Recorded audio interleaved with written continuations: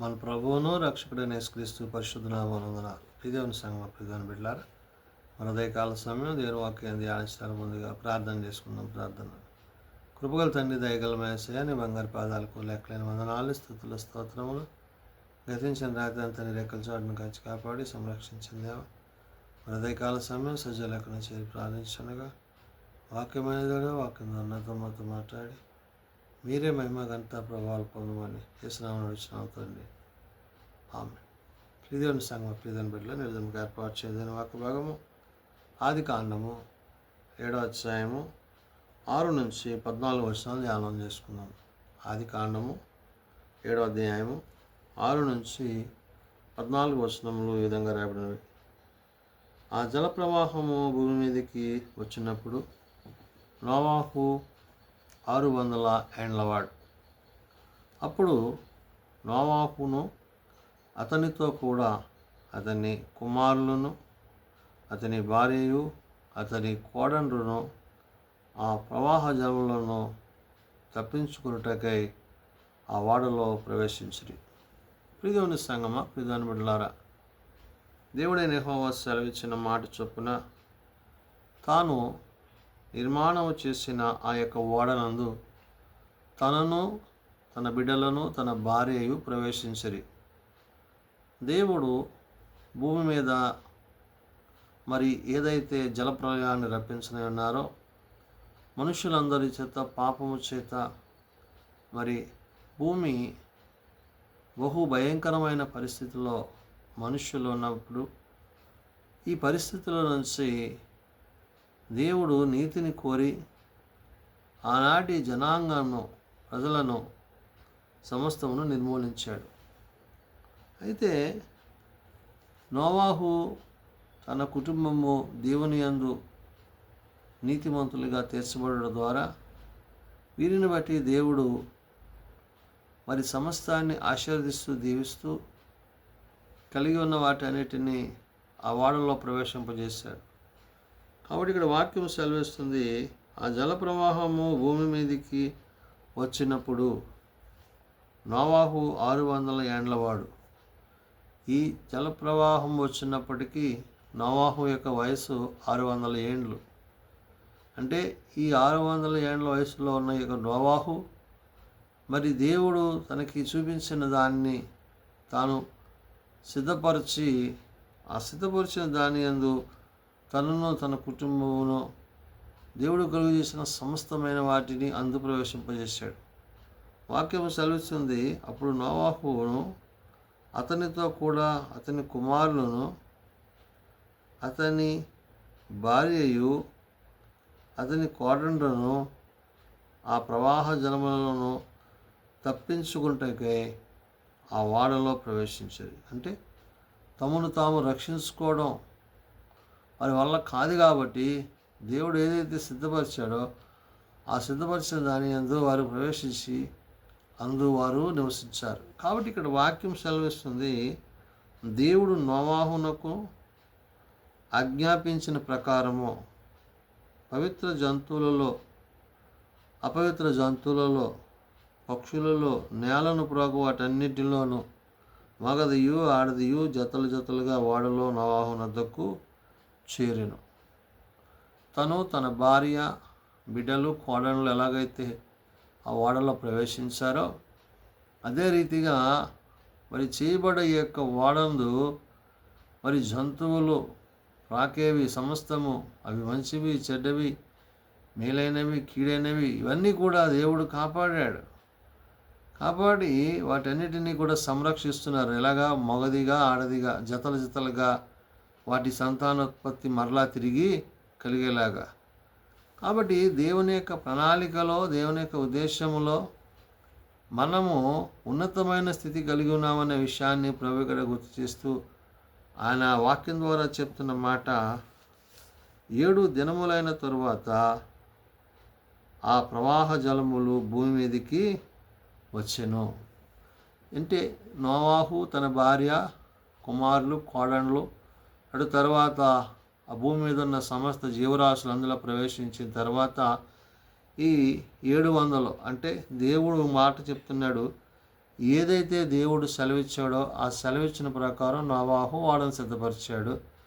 తనను తన కుటుంబాన్ని తనతో పాటు సమస్తమైన వాటిని అందు ప్రవేశింపజేసి 7 దినములైన తరువాత ఆ ప్రవాహ జలములు భూమి మీదికి వచ్చినాడు. ఎక్కడైతే నిర్మించాడో ఆ ఓడ యొద్దకి ఆ నీరంతా కూడా చేర్చబడింది.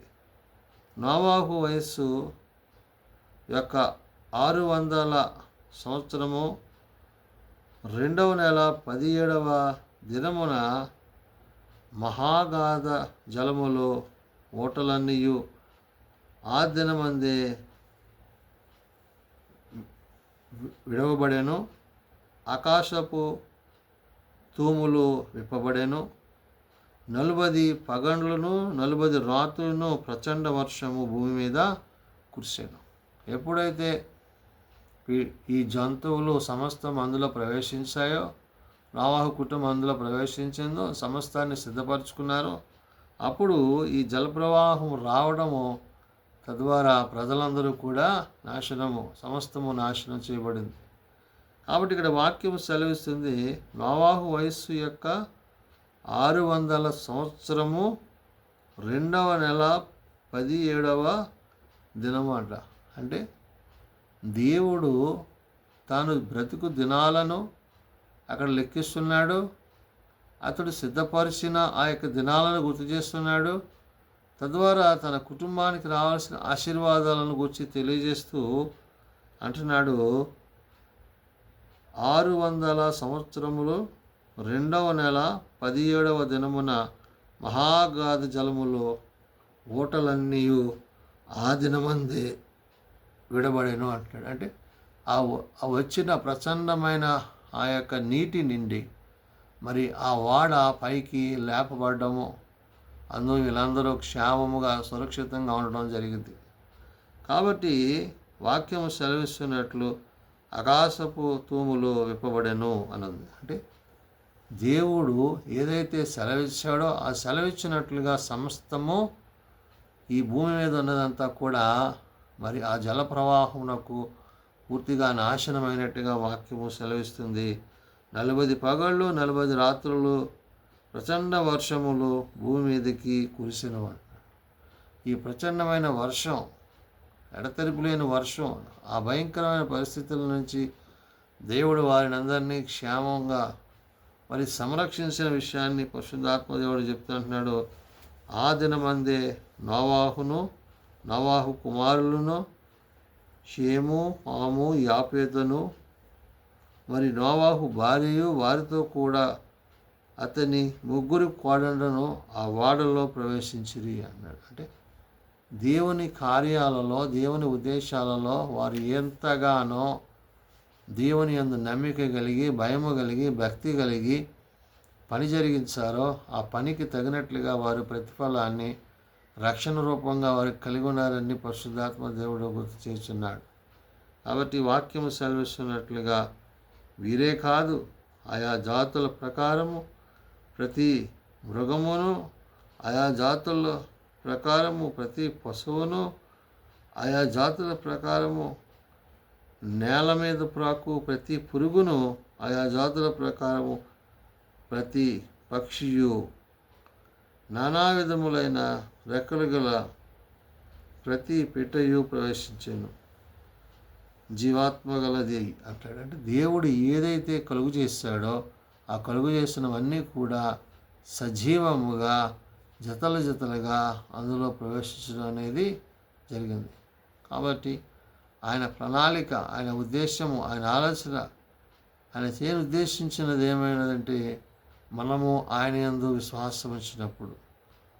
మరి నోవాహు కుటుంబం ఎలాగైతే దేవుని యందు విశ్వాసం ఉంచిందో మరి ఆ విధంగా ఆ తరమందు దేవుడు వారిని ఆశీర్వదించి దీవించాడు. కాబట్టి నేటి తరమందు మనం ప్రభునందు విశ్వాసం కలిగి మరి నోవాహు కలిగిన మరి ఎన్నో శ్రమలు శోధనలో ఎదురైనప్పటికీ దేవుని యందు విశ్వాసం ఉంచి నమ్మిక ఉంచి వాటన్నిటినీ జయించే స్థితిని పరిశుద్ధాత్మ దేవుడు మరి ఆనాడు తన భక్తుడికి ఇచ్చి ఉన్నాడు. కాబట్టి నేడు మనము అవిశ్వాసులము కాక అవిశ్వాసులుగా దేవుని వాక్యమందు దేవుని మాటలను నిలిచిన వారమై ఆ ప్రేమకు తగినట్లుగా దేవుని యందు జీవించేవారమై ఉండాలని, ఆయన తిరిగి రాబోతున్నప్పుడు ఆయన ఎదుర్కోవడానికి కావాల్సిన శక్తిని, బలాన్ని పరిశుద్ధాత్మ దేవుడు దయచేయనని ఉదయకాల సమన వాక్యం ద్వారా తెలియజేసిన మాటలు ప్రార్థన చేసుకుంటాం. మమ్మల్ని మిక్కిలిగా ప్రేమించిన మా తండ్రి, కృపగలిగిన దేవ, నిజమైన ఆయన నీవు కలుగజేసిన మాటను బట్టి, నీ మాటల యొక్క ఉద్దేశాలను బట్టి అందు మేము నిలిచినట్లు, జీవించినట్లు నీ సహాయం దయచేయండి. బలహీనలను బలపరచండి నాయన, రోగులను స్వస్థపరచండి, ప్రార్థన అవసరత లెక్కలన్నీ తీర్చండి.